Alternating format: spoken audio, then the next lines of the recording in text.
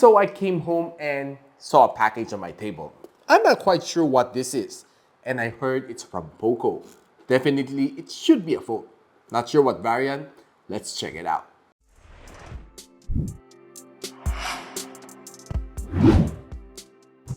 So hey guys, it's me Mitch002 of Xiaomi Review, and welcome back to my channel. So like I said, I'm not quite sure what this is. How about let's open and check out what this is.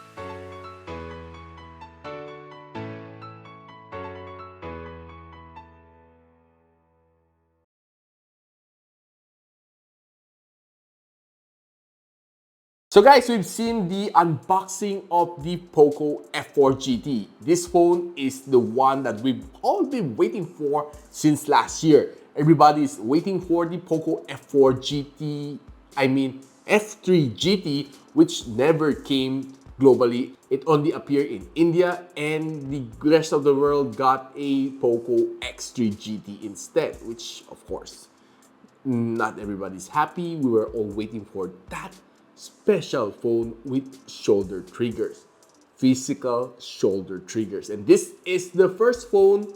The Poco F4 GT is the first phone from Poco launched globally with the physical shoulder triggers. And I'm excited to show you how it works and how smooth it is, how good it is for gaming.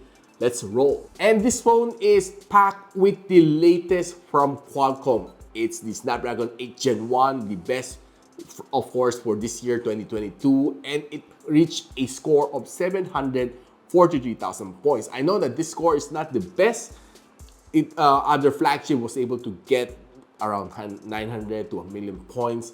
Probably there is some properties not being unlocked on this phone. I'm not quite sure what it is, but and I'm pretty sure that because of the price point, there are some features that are not being unlocked. On day-to-day usage, I'm really happy with this phone, using for social media, playing some games, watching some videos here, listening to music, Everything is pretty smooth on this one since it has a 6.67-inch AMOLED display together with 120 Hz of refresh rate and a 480 Hz of touch sampling rate, 800 nits of max brightness here on this phone. Corning Gorilla Victus. I mean, this is the first ever Poco that has the Corning Gorilla Victus. Only Xiaomi flagship series had the Victus, but this time it's here on the Poco F4 GT. Together with that, it has aluminum side frames and of course, Corning Gorilla Glass back protection. And this phone is being tuned by Dolby Atmos, having quad speakers, and I'm really curious on how it sounded on the loudspeaker, how loud it is. Let's check it out.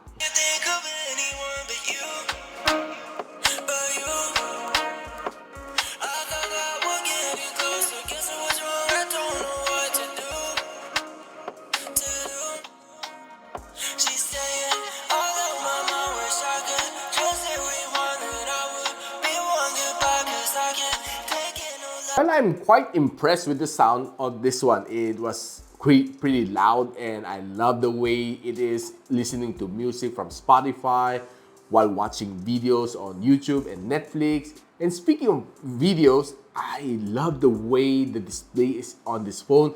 I was able to watch quite a few titles here on this phone on YouTube, and the display is superb. It can reproduce up to 1.07 billion colors, giving you the best details that your eyes can pick up. The black is blacker, the colors are punchy. I love the way it is, and definitely the punch hole here on this phone is not as big as other phones, making it really enjoyable. I mean, yeah, since many phones out there has a pretty big punch hole, it takes up a lot of space on your phone, but not on the Poco F4 GT. So let's talk a little bit about gaming. I know that when I pop these two shoulder triggers up, it will show me the game turbo mode. And so it did. I was able to put all of my favorite titles here on the game turbo mode. And I was able to start with Call of Duty Mobile. Then later I was able to play Asphalt 9, PUBG, and Genshin Impact,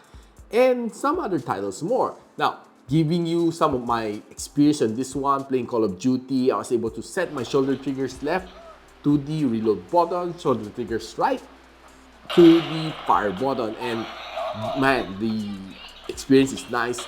It's really nostalgic. I grew up playing PlayStation 1, PlayStation 2, having that L1, R1. This is almost the same feeling, and the experience is nice.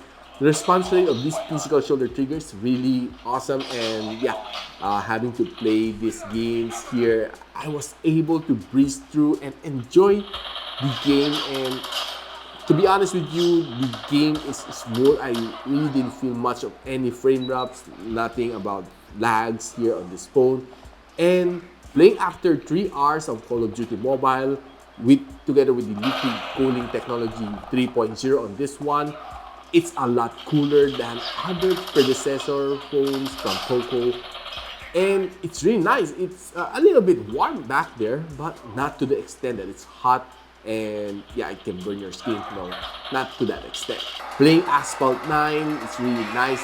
The graphics is really nice, and this game, I can say that the experience is a whole new level, especially on PUBG.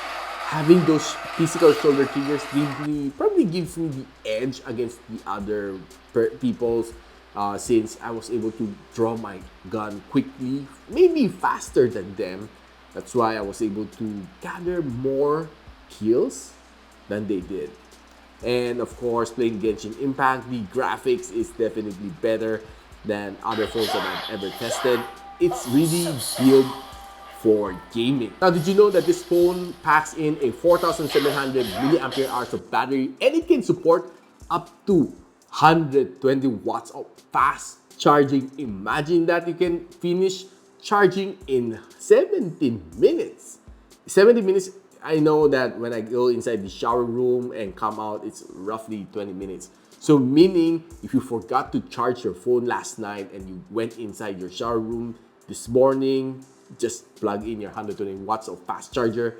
After you come out, your phone is fully charged. And this phone is really something. I know that the battery on gaming phones won't last you around 8 hours. No, it won't. But this one, despite having the flagship chip from Qualcomm, it can still withstand 10 hours and 15 minutes of screen on time. Imagine that. For me, after using this for 2 weeks here on my hands as my daily driver, it gives me that feeling that I know that this phone can last me a whole day. So starting the day at 8 and ending it at around 6 in the evening, I still sometimes have 20%, sometimes having 15% of battery, and sometimes even just having 10. So I know that this is a little bit more of a power hog. Qualcomm Snapdragon 8 Gen 1 is probably the most powerful chip right now from Qualcomm. It sure do eats up a little bit more battery, especially when you're playing games on this one. And the usage, battery consumption depends on how you use it. So this phone has triple camera, 64MP main lens, 8MP ultra wide lens, and 2MP macro lens, together with a 20MP front-facing camera. So I did take it out for a walk and took some shots outdoors. It was really nice, legit. I love the color reproduction. This was green and it wasn't saturated. And going indoors, I was able to take in some really nice shots from toys to stuffed dolls. And I tell you, the colors is nice. I was shocked that this phone can take in all those nice shots despite being a gaming phone. So this phone also has a pretty legit, pretty nice front-facing camera. I was able to take in some really nice selfies on this one and also taking some videos on this one. Check these out.